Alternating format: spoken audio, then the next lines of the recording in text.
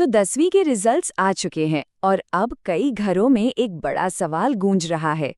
अब आगे क्या?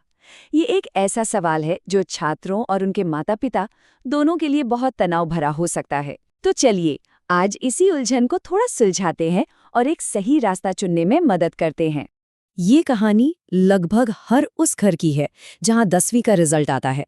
रिजल्ट की खुशी तो होती है, लेकिन उसके साथ ही भविष्य की एक अनजानी सी चिंता भी आ जाती है। ये पल सच कहूं तो कई परिवारों के लिए काफी कंफ्यूजन वाला होता है। और माहौल कैसा होता है?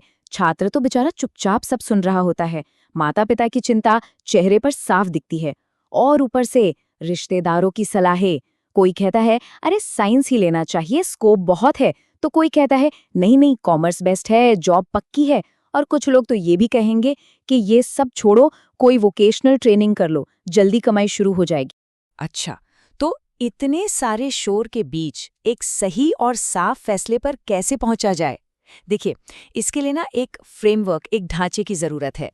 हमें ये समझना होगा कि ये सिर्फ एक सब्जेक्ट चुनने की बात नहीं है, ये एक लंबे करियर की नींव रखने जैसा है। कोई भी बड़ा फैसला इन 4 स्तंभों पर टिका होना चाहिए। सबसे पहला है रुचि, मतलब छात्र को असल में क्या पढ़ना अच्छा लगता है। दूसरा है क्षमता, यानी क्या वो उस सब्जेक्ट का प्रेशर और उसकी गहराई को झेल पाएगा। तीसरा और बहुत जरूरी, परिवार की आर्थिक स्थिति, कि क्या कोर्स की फीस और बाकी खर्चे उठाए जा सकते हैं। और चौथा है करियर टाइमलाइन, यानी लक्ष्य क्या है, जल्दी से नौकरी पाना या फिर लंबी पढ़ाई के लिए तैयारी करनी। तो चलिए अब इन्हीं 4 पिलर्स के चश्मे से देखते हैं हमारे पास जो 3 मेन रास्ते हैं, साइंस, कॉमर्स और आर्ट्स। सबसे पहले बात करते हैं साइंस की, और यहाँ एक बात बिल्कुल साफ कर देना चाहता हूँ।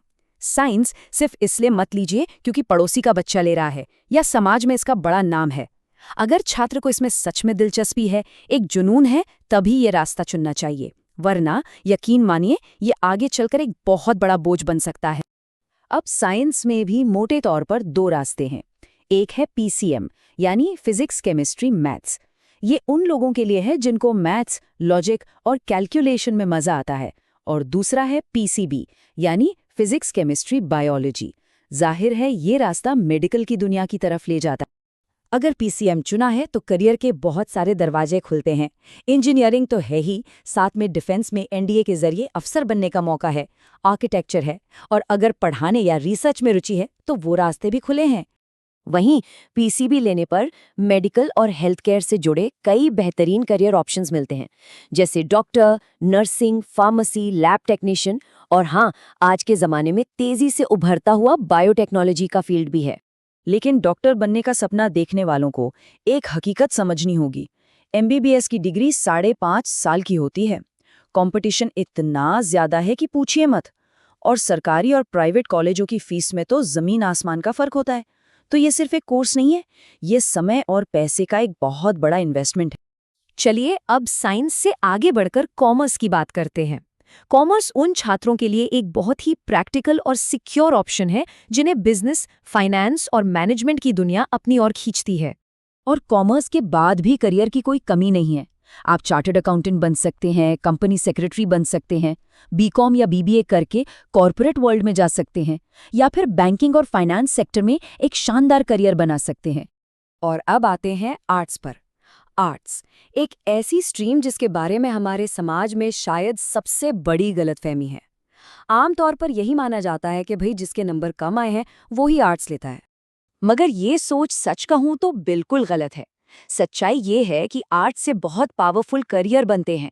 अगर देश की सबसे बड़ी नौकरी यानी सिविल सर्विसेज में जाना है, आईएएस या आईपीएस बनना है, तो आर्ट्स एक मजबूत बेस तैयार करता है। इसके अलावा वकील, पत्रकार, प्रोफेसर, टीचर, डिजाइनर, अनगिनत रास्ते हैं।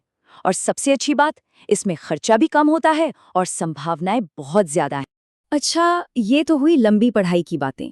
लेकिन हर किसी की परिस्थिति एक जैसी नहीं होती। कुछ लोग जल्दी से अपने पैरों पर खड़ा होना चाहते हैं। तो अब उन रास्तों पर भी एक नज़र डालते हैं जो जल्दी नौकरी के लिए तैयार करते हैं। ऐसे में आईटीआई के कोर्स बहुत अच्छे हैं, जहां practical, hands on skill training मिलती है। या फिर पॉलिटेक्निक से डिप्लोमा किया जा सकता है, जो टेक्निकल एजुकेशन का एक बढ़िया जरिया है। और आज के डिजिटल ज़माने में graphic design, digital marketing, video editing जैसे शॉर्ट टर्म स्किल कोर्स तो कुछ ही महीनों में कमाई का रास्ता खोल सकते हैं। हाँ, और सरकारी नौकरी का सपना तो बहुत लोग देखते हैं, पुलिस में, रेलवे में या डिफेंस में। ये बहुत अच्छे करियर हैं, इसमें कोई शक नहीं। लेकिन एक बात हमेशा याद रखनी चाहिए कि यहाँ कंपटीशन बहुत बहुत ज्यादा है। तो इसकी तैयारी जरूर करें, लेकिन साथ में एक बैकअप प्लान रखना हमेशा एक समझदारी भरा कदम होता है। और अब एक बहुत जरूरी बात, खासतौर पर माता-पिता के लिए। इस पूरे सफर में आपकी भूमिका शायद सबसे अहम है। प्लीज अपने बच्चे की तुलना कभी किसी और से मत कीजिए। शर्मा जी के बेटे से या वर्मा जी की बेटी से तो बिल्कुल नहीं। हर बच्चे की अपनी काबिलियत होती है, अपनी पहचान होती है। दबाव डालने से उसका आत्मविश्वास टूटता है। लेकिन अगर आप उसका साथ देंगे, उसे सपोर्ट करेंगे, तो वो अपनी सही मंजिल खुद ही ढूंढ लेगा। तो इस सारी बातचीत के बाद अब सवाल उठता है कि अगला कदम क्या हो। मुद्दा बस इतना है कि जो भी फैसला हो वो जल्दबाजी में या किसी के दबाव में ना हो, बल्कि एक सोचा समझा, इन्फॉर्म्ड फैसला हो। इस एक बात को हमेशा गांठ बांध लीजिए, कोई भी स्ट्रीम, साइंस, कॉमर्स या आर्ट्स, खराब नहीं होती। फैसला सिर्फ तब गलत साबित होता है जब वो बिना अपनी रुचि और क्षमता को समझे, बिना पूरी जानकारी के ले लिया जाता है। तो आखिर में खुद से ये सवाल पूछना बहुत जरूरी है। अपनी रुचि, अपनी क्षमता और अपने परिवार के संसाधनों को सामने रखकर ठंडे दिमाग से सोचिए कि आपकी अपनी यात्रा के लिए कौन सा रास्ता सबसे सही लगता है। एक सही फैसले की शुरुआत इसी सवाल से होगी।